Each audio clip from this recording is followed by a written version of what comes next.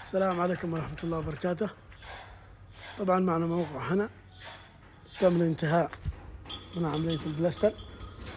أول نصيحة للمالك، تحط ويلاتك كذا بهالطريقة وتسلمها للعامل. أول نصيحة، لا تحط الويلات بهالطريقة، هذه فيهن ذهب. الشيء الرئيسي، شقات موجودة كمية كثيرة، فتأكد كل تأكيد أن الرملة الموجودة مستخدمة بالبلاستر ما تنفع. أيضا إذا الرملة أمورها طيبة تجي معك نسبة الخلط.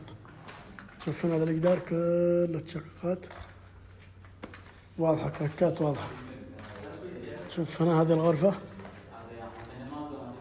شوف ما شاء الله، وهذه الشقات واضحة.